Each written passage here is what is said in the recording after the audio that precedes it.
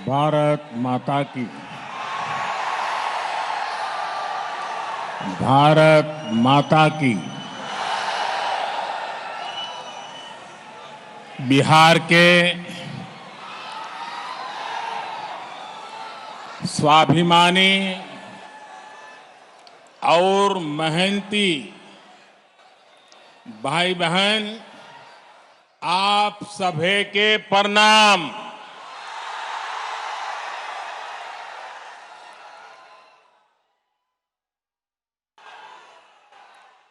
अन्नदाता,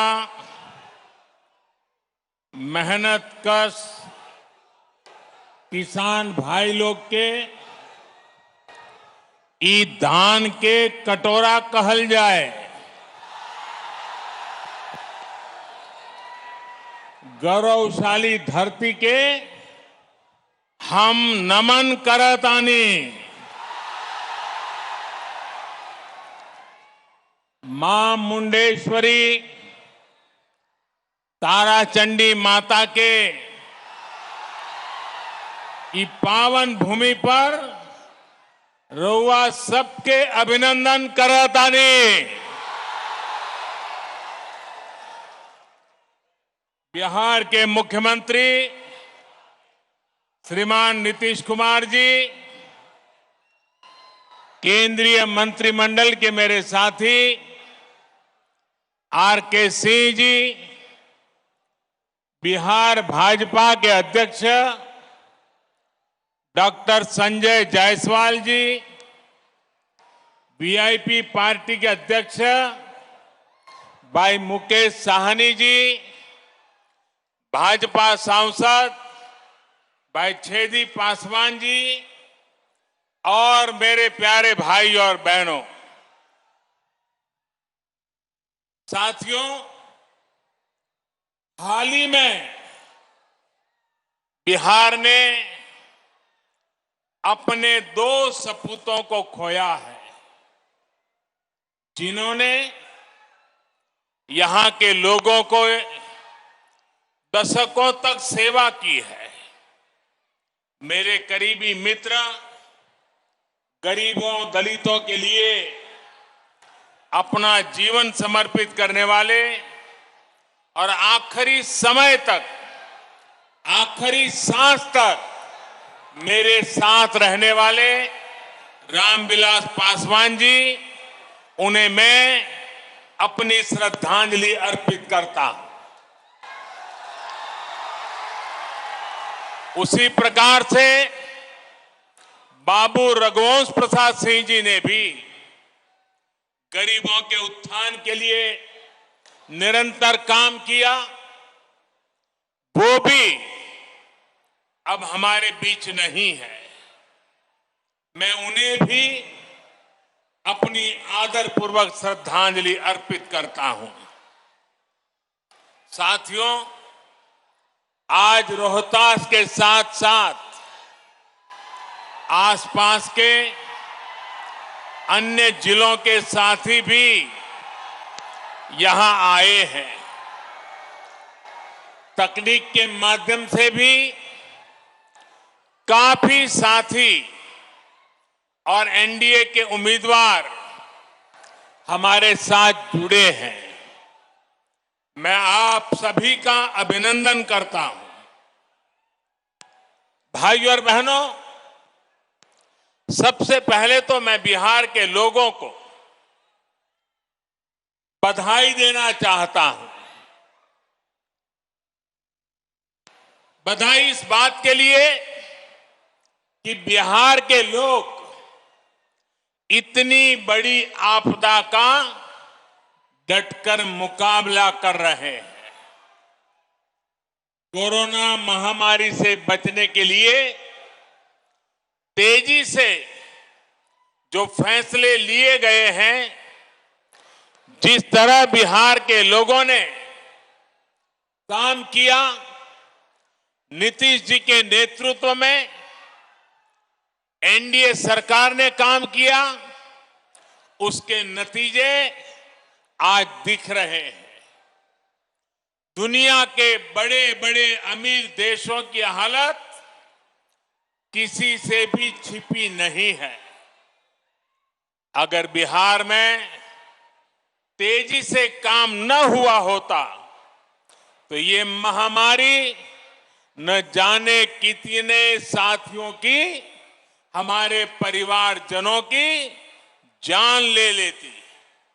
कितना बड़ा हाहाकार मचता, इसकी कोई कल्पना भी नहीं कर सकता।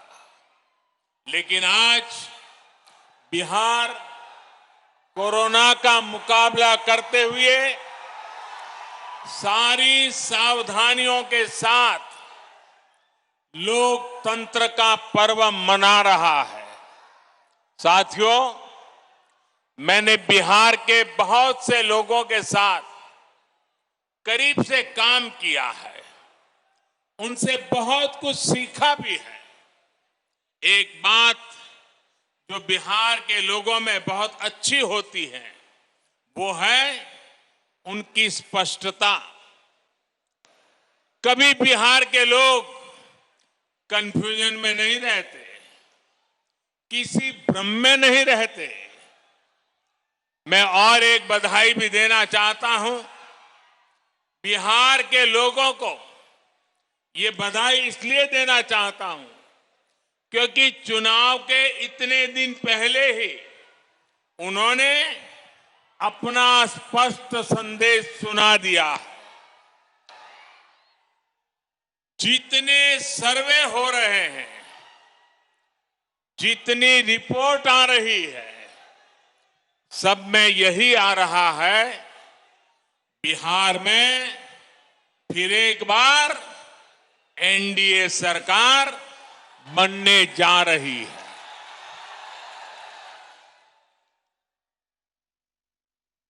लेकिन मेरे बिहार के प्यारे भाइयों बहनों, हर चुनाव में ऐसा भी होता है जब कुछ लोग भ्रम फैलाने के लिए एक दो चेहरों को अचानक बड़ा दिखाने लग जाते हैं। कभी किसी नई शक्ति के उभरने की बातें फैलाई जाती है, लेकिन इसका मतदान पर कोई असर नहीं पड़ता।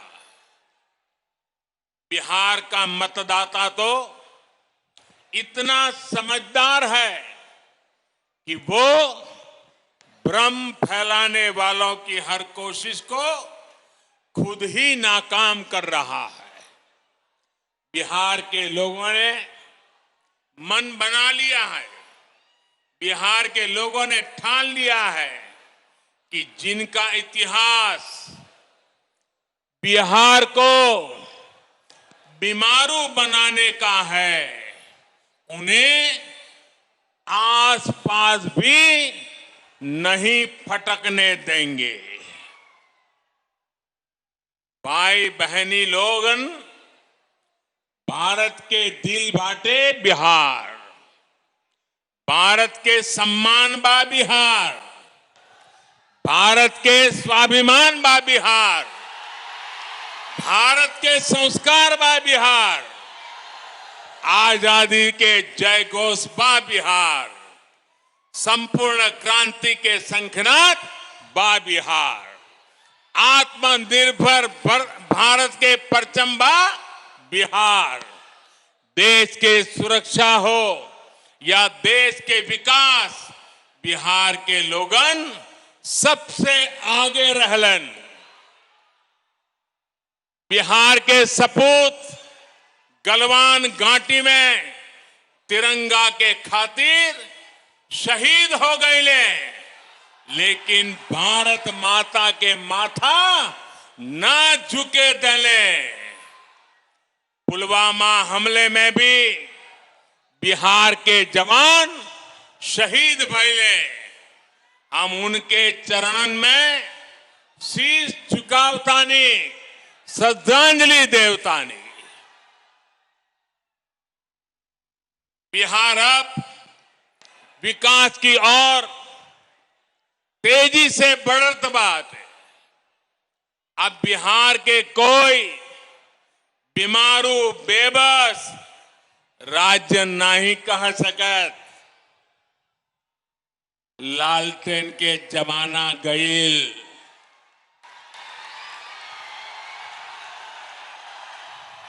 पिछले 6 सालन में बिजली के खपत 3 गुना बढ़ गईल बाटे। भाइयों और बहनों, अंधेरे से उजाले की ओर बढ़ना इसी को कहते हैं।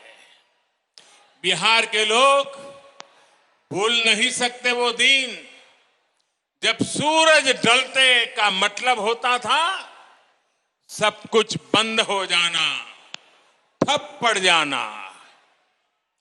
आज बिजली है, सड़कें हैं, लाइटें हैं और सबसे बड़ी बात वो माहौल है जिसमें राज्य का सामान्य नागरिक बिना डरे रह सकता है, बिना डरे जी सकता है।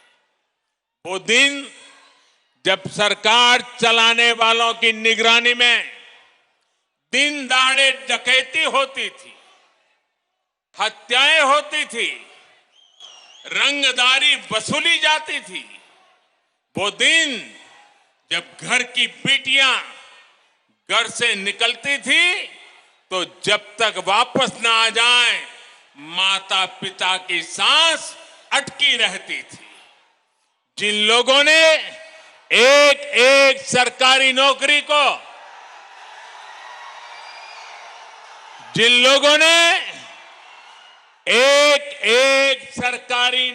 को हमेशा लाखों करोड़ों रुपए कमाने का जरिया माना, जिन लोगों ने सरकारी नियुक्तियों के लिए बिहार के नौजवानों से लाखों की रिश्वत खाई, वो फिर बढ़ते हुए बिहार को ललचाई नजरों से देख रहे हैं। आज बिहार में पीढ़ी भले बदल गई हो, लेकिन बिहार के नौजवानों को ये याद रखना है कि बिहार को इतनी मुश्किलों में डालने वाले कौन थे। साथियों, 2014 में केंद्र में सरकार बनने के बाद जितने समय बिहार को डबल इंजन की ताकत मिली, राज्य के विकास के लिए और ज्यादा तेजी से काम हुआ है। बिहार को जो प्रधानमंत्री पैकेज मिला था उस पर काम की रफ्तार भी तेज गति से आगे बढ़ रही है। कोरोना के इस समय में भी गरीबों को सर्वोच्च प्राथमिकता देते हुए एनडीए सरकार ने काम किया है। जहां कभी गरीब का राशन की दुकान में ही लूटा जाता था, वहां कोरोना काल में गरीबों को मुफ्त राशन घर पहुंचाया गया है।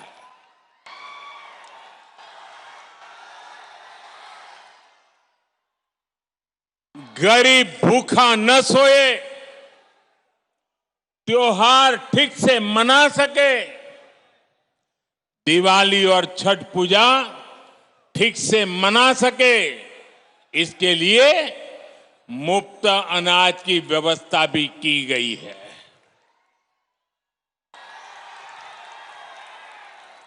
इसी कोरोना के दौरान करोड़ों गरीब बहनों के खाते में सीधी मदद भेजी गई, मुफ्त गैस सिलेंडर की व्यवस्था की गई।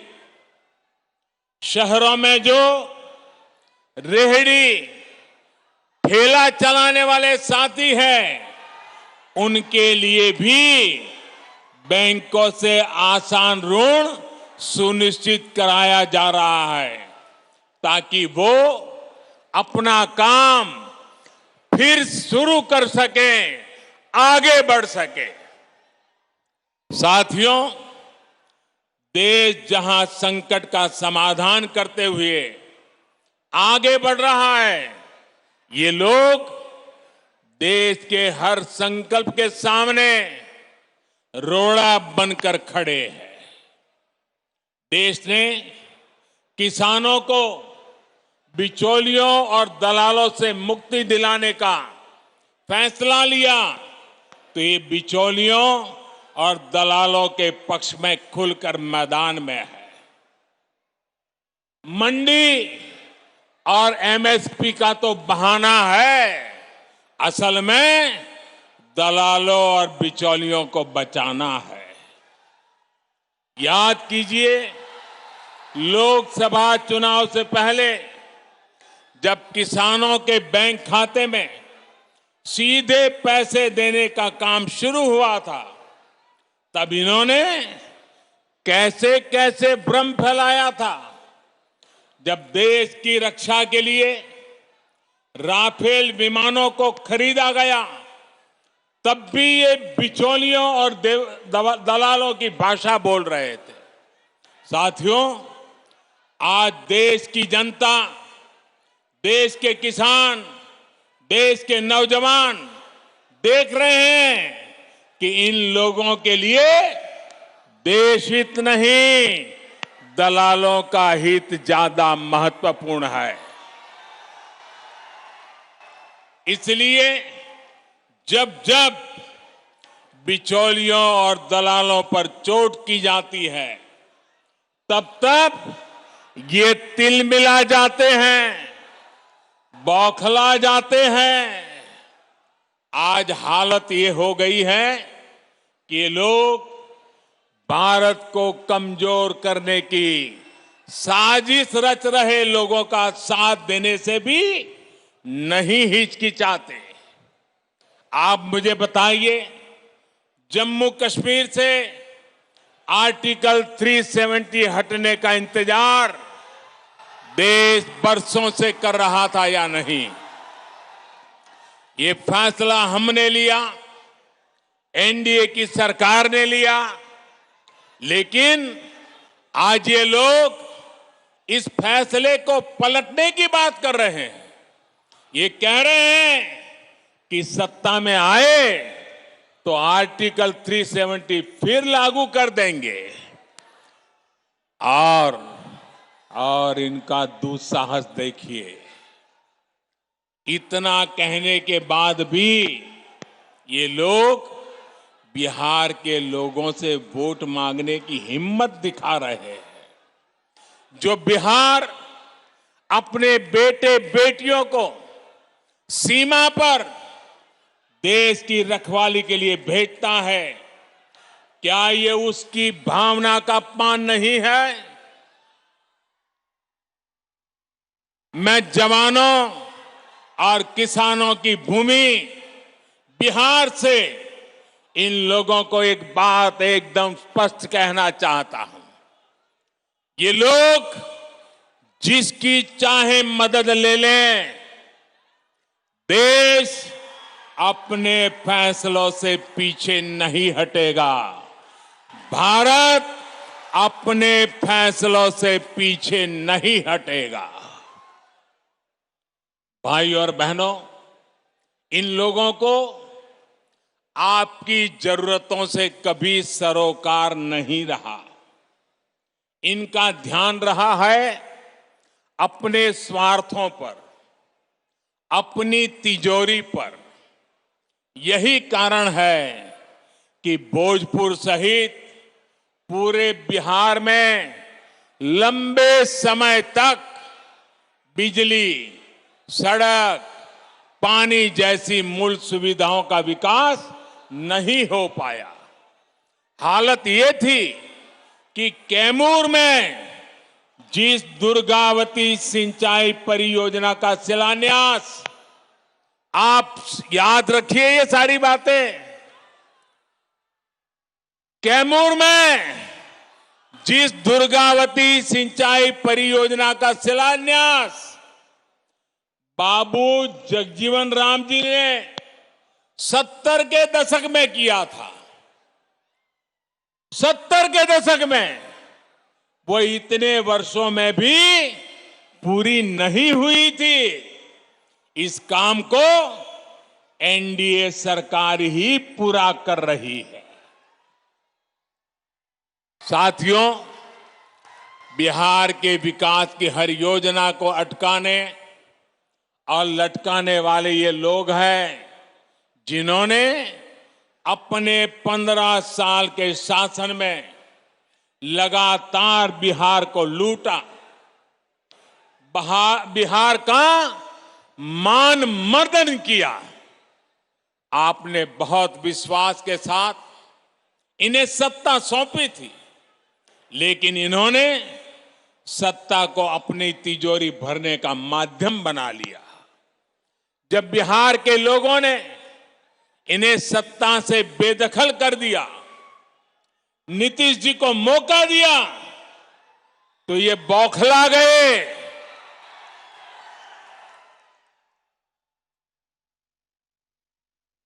जो बात मैं बता रहा हूं, इसको जरा बारीकी से समझने की कोशिश कीजिए। जब उनको सत्ता से बेदखल किया गया तो ये लोग बौखला गए। उनके अंदर एक गुस्सा आया, जहर भर गया। इसके बाद 10 साल तक इन लोगों ने दिल्ली में यूपीए की सरकार में रहते हुए बिहार पर, बिहार के लोगों पर अपना गुस्सा निकाला।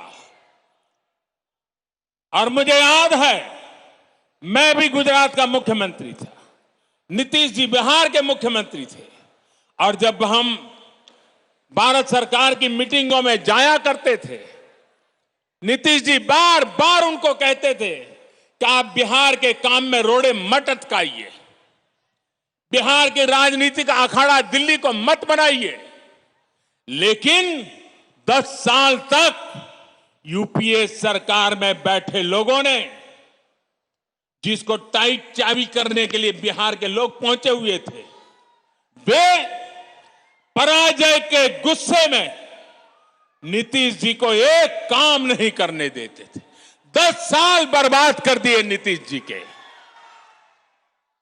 बाद में 18 महीने क्या हुआ, ये मुझे कहने की जरूरत नहीं है, आप भली भांति जानते हैं।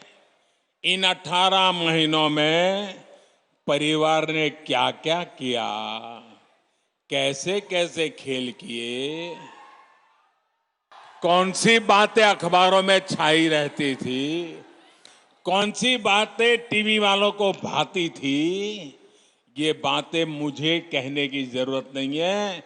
बिहार और देश के लोगों से छिपा नहीं है। जब नीतीश जी इस खेल को भांप गए, ये समझ गए कि इन लोगों के साथ रहते हुए बिहार का भला तो छोड़िए, बिहार और 15 साल पीछे चला जाएगा, तो उन्हें सत्ता छोड़ने का फैसला लेना पड़ा। साथियों, बिहार के लिए, बिहार के उज्जवल भविष्य के लिए हम फिर एक बार नीतीश जी के साथ आए। साथियों, 2014 में प्रधान सेवक बनने के बाद, यह आंकड़ा लोगों को याद नहीं आ रहा है, बिहार में याद कराना पड़ेगा। मुझे नीतीश जी के साथ कंधे से कंधा मिलाकर काम करने के लिए सिर्फ 3-4 साल का ही मौका मिला है। बाकी तो यूपीए के साथ संघर्ष करने में बिहार का टाइम गया है। लेकिन इन 3-4 वर्षों में भी कहीं पर 3-4 गुना काम किया, कहीं पर 5 गुना तेजी से काम किया गया है। साथियों, आज एनडीए के सभी दल मिलकर आत्मनिर्भर, आत्मविश्वासी बिहार के निर्माण में जुटे हैं। बिहार को अभी भी विकास के सफर में मीलों आगे जाना है, नई बुलंदी की तरफ उड़ान भरनी है। बीते वर्षों में बिहार के गरीब, दलित, वंचित, पिछड़े, अति पिछड़े, आदिवासी, उन सब तक वो सुविधाएं पहुंचाने का प्रयास किया गया है, जिन्हें पाना कभी बहुत मुश्किल होता था। आज उसको अपना पक्का घर बिना किसी भेदभाव के मिल रहा है। आज वो भी संपन्न परिवारों की तरह गैस चूल्हे पर खाना बना रहा है। आज उसके घर में भी शौचालय की सुविधा है। आज उसके बच्चे भी बिजली की रोशनी में पढ़ाई कर पा रहे हैं। आज वो बीमार होता है तो उसके पास 5 लाख रुपए तक मुफ्त इलाज की सुविधा है। साथियों, शुद्ध पीने के पानी की क्या स्थिति थी, ये बिहार की बहनों बेटियों से बेहतर कौन समझ सकता है। आज जल जीवन मिशन से हर घर जल पहुंचाने का काम तेजी से चल रहा है। इस मिशन का लाभ यहां इस क्षेत्र में रहने वाले हमारे आदिवासी भाई बहनों को भी होगा। उनके घर में भी पाइप से पानी पहुंचेगा। साथियों, हमारे यहां गांवों के घरों के स्वामित्व को, घर का मालिक कौन है, उसका स्वामित्व किसके पास है, इन बातों को लेकर हमेशा बहुत बड़ा सवाल रहा है। गांव की जमीन, इन जमीनों पर घर, पुरखों के बनाए घर, इनमें बरसों से जो लोग रहते रहे हो, लेकिन सरकारी दस्तावेजों में इनका अस्तित्व ही नहीं रहता। ऐसे में अक्सर 2-4 फुट को लेकर हर घर के साथ दूसरे का विवाद चलता रहता है, रिश्तेदारों में विवाद चलता रहता है, गांव में झगड़े होते रहते हैं, मार पिटाई होती है, कभी कभी मौत बुला ली जाती है। इन जमीनों पर, इन घरों पर मैं बिहार के हर गांव के नागरिक से बात विशेष रूप से कहना चाहता हूं। इन घरों पर आज जो उनके घरों के पास कागज होने के कारण बैंकों से कोई कर्ज भी नहीं मिलता है। भारत के गांवों में रहने वालों की इस दिक्कत को दूर करने के लिए केंद्र सरकार ने स्वामित्व योजना की शुरुआत की है। इस योजना में सब कुछ टेक्नोलॉजी के माध्यम से हो रहा है, टेक्नोलॉजी कर रही है। ड्रोन की मदद से गांव के घर घर की मैपिंग, उसको नापा जा रहा है, मैपिंग कराई जा रही है। सारी कार्रवाई के बाद गांव के लोगों को, हर एक नागरिक को उनके घर का, उनकी जमीन का स्वामित्व कार्ड दिया जा रहा है। भारत के 6 राज्यों में ये योजना पायलट के रूप में शुरू हो गई है। कुछ दिन पहले बाबू जयप्रकाश नारायण जी की जयंती के दिन 1 लाख लोगों को स्वामित्व कार्ड दिए गए हैं। बिहार में चुनाव के बाद, एनडीए की सरकार बनने के बाद बहुत जल्द इस योजना को यहां पर भी शुरू किया जाएगा। बिहार के गांव के हर नागरिक को इसका बहुत बड़ा लाभ मिलने वाला है। यहां के नौजवानों को लाभ होने वाला है। घर के स्वामित्व कार्ड पर गांव का नागरिक भी बैंकों से बहुत आसानी से ऋण ले सकेगा, कोई दिक्कत नहीं होगी। ये स्वामित्व कार्ड आपके जीवन में एक नई निश्चिंतता लेकर आएगा। साथियों, सुविधा के साथ साथ बिहार के सभी वर्गों को अधिक से अधिक अवसर देने के लिए ठोस प्रयास किए जा रहे हैं। दलितों, पिछड़ों, आदिवासियों को मिलने वाले आरक्षण को अगले 10 साल तक के लिए बढ़ा दिया गया है। उसी प्रकार से सवर्ण समाज में जो अनामत से वंचित, आरक्षण से वंचित थे, उसमें जो गरीब है उनको 10% आरक्षण देने का निर्णय भी हमारी सरकार ने किया है।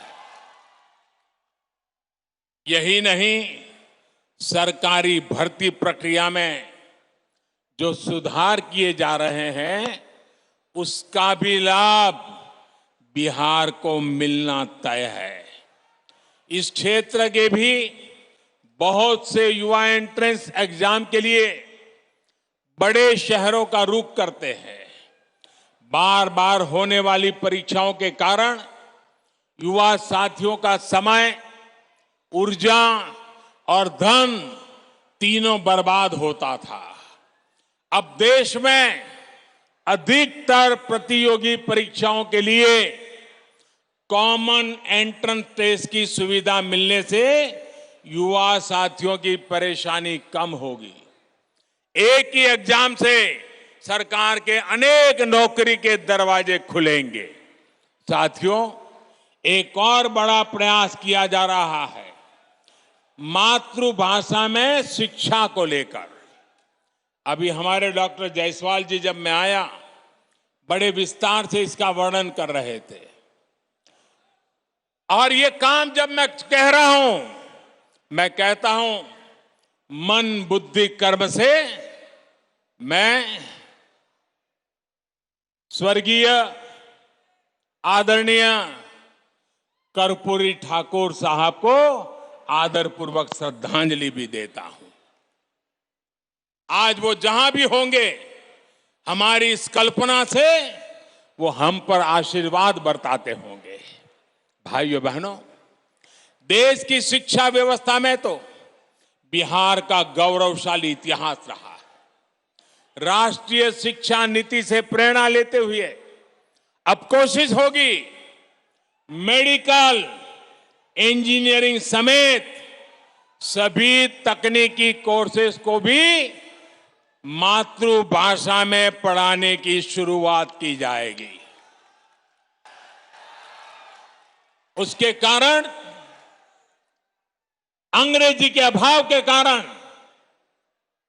गांव का, गरीब का, दलित का, पीड़ित का बच्चा, उसका अब डॉक्टर बनने का सपना पूरा होगा, इंजीनियर बनने का सपना पूरा होगा। ये बहुत बड़ा निर्णय हम करने जा रहे हैं और मैं बिहार भाजपा को बधाई देता हूं कि उन्होंने अपने चुनावी मैनिफेस्टो में इस महत्वपूर्ण कार्यक्रम की घोषणा की है। साथियों, बिहार में स्वरोजगार के अवसरों के लिए भी निरंतर प्रयास किया जा रहा है। आज मुद्रा योजना से गरीबों को, महिलाओं को, युवा उद्यमियों को, दुकानदारों को बिना गारंटी का ऋण मिल रहा है। गांवों में जो उद्यमी दीदियां के समूह है, उनको भी बैंकों से मिलने वाली सुविधा अब बढ़ाई गई है। आज छोटे किसानों, मछुआरों, पशुपालकों, सभी को किसान क्रेडिट कार्ड दिया जा रहा है। पीएम किसान योजना के तहत बिहार के 74 लाख किसान परिवारों के खाते में करीब करीब 6,000 करोड़ रुपए सीधे जमा कराए गए हैं। कोई बिचौलिया नहीं, कोई कट नहीं।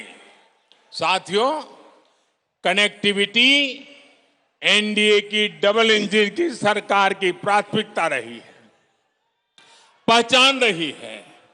आज बिहार के करीब करीब हर गांव तक सड़क पहुंच रही है, नेशनल हाईवे चौड़े हो रहे हैं, बिहार की नदियों पर आज एक के बाद एक नए और आधुनिक पुल बन रहे हैं।